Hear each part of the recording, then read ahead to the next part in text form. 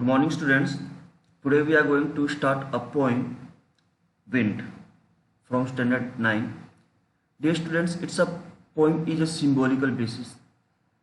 Basically अगर हम देखें तो ये सिम्बोलिज्म है इसमें. सिम्बोलिज्म का मतलब होता है कि डियर वर्ड कुछ और होता है लेकिन उसका मीनिंग कुछ और निकल रहा होता है. तो विंड का डियर रियल लाइफ में जो मीनिंग निकलता है वो है डिफिकल्टीज. जो डिफिकल्टीज होती है इट्स मेक्स अस स्ट्रोंगर.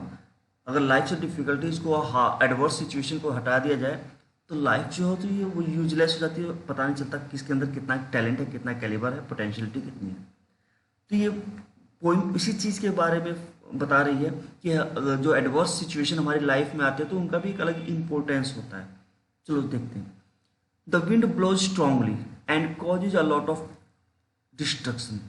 ये जो हवा चल रही है ना, बहुत स्ट्रॉन्ग हवा चल रही है और इसने बहुत सारा डिस्ट्रक्शन मतलब कि बहुत तबाही मचाई है. How can we make friends with he. हम इसके साथ कैसे दोस्ती कर सकते हैं. तो डियर कहा होता है कि जो दोस्त जो पावरफुल होते हैं तो या तो आप उनके सामने सरेंडर कर दो, या दूसरा या उनसे इतना पावरफुल हो जाओ कि वो आपसे दोस्ती कर लें. तो इस पोएम में कुछ ऐसा ही मैसेज है. चलो देखते हैं. साथ साथ में लिटरेरी डिवाइस भी करते रहेंगे. Wind come softly, don't break the shutters of the window, don't scatter the papers. Dear पहली लाइन में अगर हम बात करें, स्टैंजा में बात करें तो द पोइट वांट टू से क्या रिक्वेस्ट कर रहा है हवा से, क्योंकि जो स्ट्रॉन्ग विल है, जो स्ट्रॉन्ग तूफान कह सकते हो, वो जो चल रही है उससे रिक्वेस्ट कर रहा है पोइट कि यू कम सॉफ्टली, मतलब कि भाई तुम आराम से आओ. हवा को कह रहा है कि आराम से आप बहो. डोंट ब्रेक द शटर्स, आप ये जो शटर दरवाजे हैं इसको मत तोड़ो. ऑफ द विंडो, विंडो के जो ग्रिल वगैरह है उसको मत तोड़ो. Don't scatter the paper, paper को भी इधर उधर मत फैलाओ, मत फाड़ो या फेंको. Don't throw down the books on the shelf, और जो सेल्फ में बुक रखी हुई हैं उनको तो बिल्कुल भी नीचे मत गिराओ.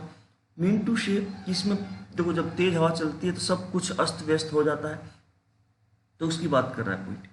अब इसमें देखो डियर अगर हम लिटरेरी डिवाइस की बात करें तो देखो लास्ट राइमिंग स्कीम की बात करें तो पहले में सॉफ्टली है, विंडोज है, पेपर है, सेल्फ है. तो ये ए बी सी डी अगर इस हिसाब से देखा जाए तो ये इसमें कोई राइमिंग स्कीम नहीं है, नो राइमिंग स्कीम. यानी इसका मतलब क्या हुआ डियर, इसका मतलब हुआ कि ये फ्री वर्स में लिखा गया है. जब कोई राइमिंग स्कीम नहीं होती है तो वो फ्री वर्स में होता है. दूसरी चीज डोंट ब्रेक, देखो यहाँ पे बेटा डोंट ब्रेक, डोंट डोंट. अब यहाँ पे देखो डोंट डोंट जो बार बार रिपीटिशन हुआ है, और एक देखो इसको हम कहते हैं एनाफोरा. एनाफोरा, एनाफोरा क्या होता है. एनाफोरा होता है कि जब सेम वर्ड से नेक्स्ट लाइन स्टार्ट हो जाए लगातार तो उसको हम एनाफोरा बोलते हैं. ओके, तो आई थिंक ये फर्स्ट स्टेंजा आपको क्लियर हुआ होगा. अब देखो जो हवा तेज चल रही है उससे जो डिस्ट्रक्शन हुआ है उसको लेके पोइट क्या कहता है.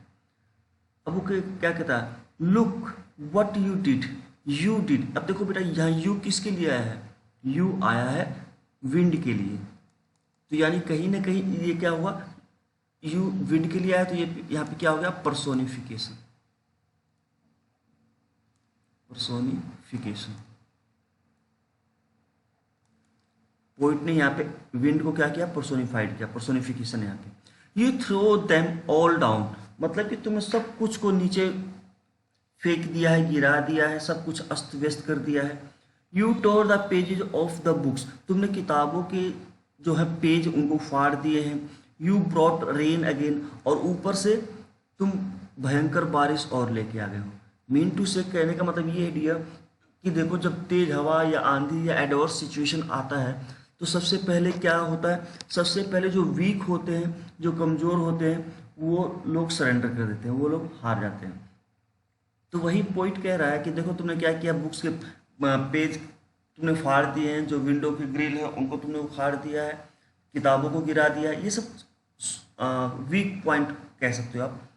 तो अब देखो ये आगे क्या कहता है, और ऊपर से और क्या किया तुमने, ऊपर से भयंकर बारिश और आ गई है तुम्हारे साथ. You are very clever, you are very clever at the poking fun at weaklings. Weaklings का मतलब डियर यहाँ पे है पुअर पीपल की बात करें या वीक पीपल की बात करें।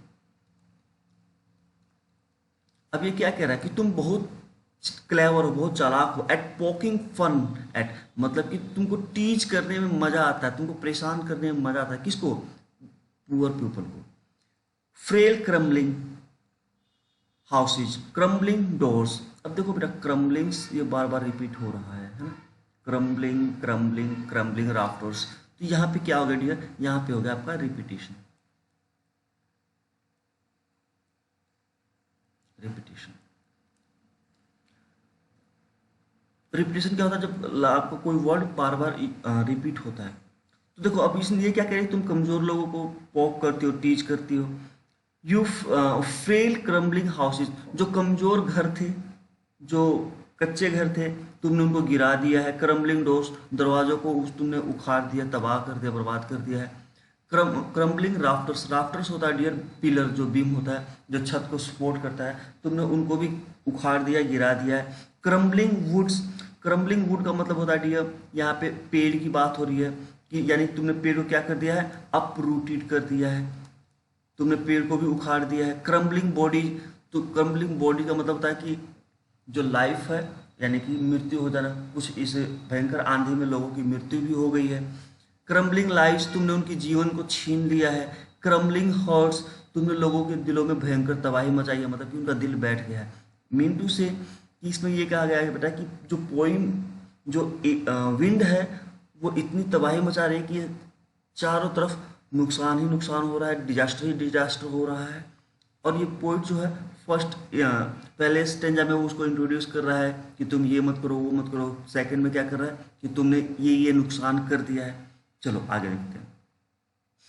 The wind winnows and crosses them all. अब देखो क्या है, विंड गॉड विनोज। अब ये देखो बेटा हवा की एक खासियत होती है, विनो हो कि जो हवा होती है ना वो फिल्टर कर देती है, फिल्टर करने का भी काम करती है। फिल्ट्रेशन, फिल्ट्रेशन क्या होता है कि हैवी चीज को एक साथ डंप कर देना और जो रो हल्के होते हैं उनको दूर अलग कर देना, फिल्ट्रेशन। मीन टू से कि अगर हम इसको इस हिसाब से देखें, सिंबोलिज्म के हिसाब से देखें, तो जो हवा है वो कमजोर को अलग कर देती है और जो स्ट्रॉन्ग है, जो फॉर्म है, उनको अलग कर देती है। तो कहीं ना कहीं ये हमें बताती है कि हमारी वीक पॉइंट कहाँ है। ओके, तो ये क्या कहता है, जो विंड हवा के जो देवता है वो क्या करते हैं, इन सबको अलग करती है, क्रसिस सबको खत्म कर दिए, यानी कमजोर को अलग कर दिए हैं, कमजोर को तो खत्म ही कर दिए हैं और जो पावरफुल है उनको छोड़ दिए। अब देखो होता क्या कि जब हम गेहूं को डस्ट मटेरियल से अलग करते हैं तो क्या होता है कि गेहूं एक जगह गिर जाता है, इकट्ठा हो जाता है, और जो रॉ पार्टिकल्स होते हैं, जो हल्के लाइट पार्टिकल्स होते हैं, वो अलग हो जाता है। तो ये फिल्ट्रेशन का भी काम एयर करती है, यानी डिफिकल्ट सिचुएशन क्या करता है, आपको स्ट्रॉन्ग बने रहने में मदद करता है। आगे देखो, he want to what you tell him. अब पोइट सजेस्ट सुझा रहा है, जो पोइट है वो समझाने की कोशिश कर रहा है कि जो ही है, ही बेटा विंड के लिए आया है, कि वो वैसा नहीं करेगी जैसा हम कहेंगे या तुम कहोगे। तो जो पॉइंट है वो लोगों को समझाने की कोशिश कर रहा है कि हवा से रिक्वेस्ट करने का कोई मतलब नहीं बनता है, वो हमारी बात नहीं सुनेगी। So come let's build strong homes. अब ये कह रहा है कि चलो भाई हवा तो हमारी बात नहीं मानेगी, तो हम क्या करें, हम करते हैं भाई अपने घरों को ही मजबूत कर लेते हैं, है ना, कि हवा को बहने से तो हम नहीं रोक सकते, उस हमारी रिक्वेस्ट का उसमें कोई असर भी नहीं पड़ेगा। तो भाई हम अपने आप को पावरफुल बना लें, हम अपने आप को स्ट्रॉन्ग बना लें। Let's join the door firmly. चलो दरवाजों को और मजबूती प्रदान करें, मतलब कि जो दरवाजे उसने उखाड़ दिए उसको दोबारा रिपेयर करें और उसको और बेटर बनाएं, पावरफुल बनाएं। Practise to form the body, और हम भी कोशिश करें कि भाई अपने आप को और स्ट्रॉन्ग बना पाए कि डिफिकल्ट सिचुएशन में हमें कोई झुका ना पाए, यानी हम उसका सामना कर पाए। Make the heart stead fast. Stead fast का मतलब भी बेटा स्ट्रॉन्ग होता है, कि अपने दिलों को इतना मजबूत बना ले कि कोई छोटा मोटा जख्म या चोट या कोई छोटी बड़ी ट्रेजेडी हमें ज़्यादा नुकसान ना कर पाए, यानी हमारा कोई मिनटू से कि पोइट ये कहना चाहता है कि हम अपने आप को इतना स्ट्रॉन्ग बना लें, इतना अपने आप को मॉडिफाइड कर लें कि छोटी मोटी चीज़ें क्या हमारा कुछ न बिगाड़ पाए। Do this and the wind will be friend with us. अब पोइट कहता है कि अगर हम ये सब कर लेंगे ना, क्या अपने आप को अपने घरों को स्ट्रॉन्ग बना लेंगे, दरवाजे मजबूत कर लेंगे, अपनी बॉडी को मजबूत कर लेंगे, अपने दिलों को मजबूत कर लेंगे, तो क्या होगा, the wind will be friend with us. तो जो ये विंड है ना, ये हमारी दोस्त बन जाएगी। द विंड ब्लोज आउट, क्योंकि देखो हवा की एक खासियत होती है, क्या होता है, the wind blows out weak fires, कि जो हवा है ना वो वीक फायर को तो बुझा देती है। मान लो कि अगर कोई दीवा जल रहा है, दीपक जल रहा है, तो तेज हवा क्या करेगी, उसको बुझा देगी। बट ही मेक स्ट्रोंगर, लेकिन वो क्या करेगी, fire roar and flourish, flourish होता है बेटा ग्रो। लेकिन अगर वही जो स्ट्रॉन्ग फायर है, मान लो जंगल में आग लगी है, तो यही हवा क्या करेगी, उस आग को और ज्यादा भड़का देगी और ज्यादा ग्रो कर देगी। हिज फ्रेंडशिप इज गुड, तो अब ये पॉइंट कह रहा है कि इसीलिए हमें क्या करना है, उससे दोस्ती करनी, अपने आप को मजबूत बनाना है, क्योंकि उसकी जो दोस्ती है बहुत अच्छी है हवा की। We praise him every day, और उसकी इंपॉर्टेंस भी हमारी लाइफ में बहुत ज़्यादा है।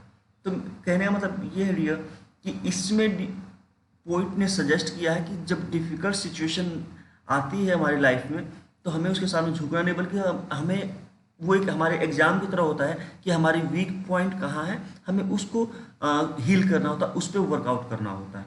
चलो डियर, अब इसका इलेक्ट्रिक डिवाइस भी देख लेते हैं। तो यहाँ पे देखते हैं डियर, पहले इसको थोड़ा सा क्लियर कर लिया जाए और मच क्लियर होगा आपको।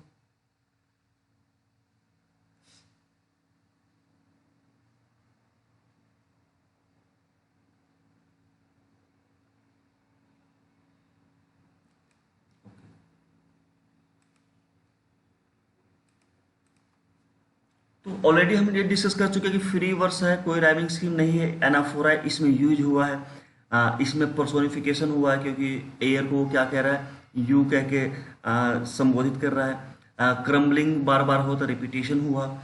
और देखो और क्या इसमें हमें कुछ मिल सकता है, देखते हैं।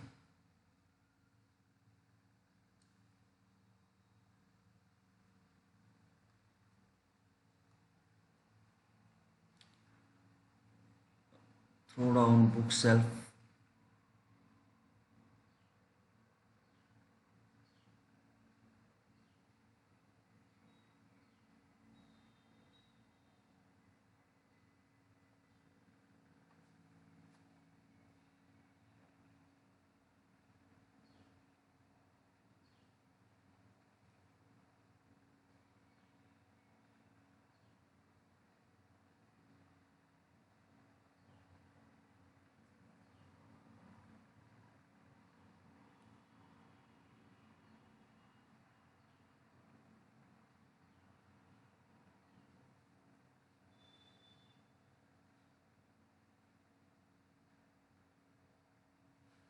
नहीं, ये बेसिकली इसमें यही है। तो आई थिंक आपको ये पोएम समझ में आई है। Thank you very much.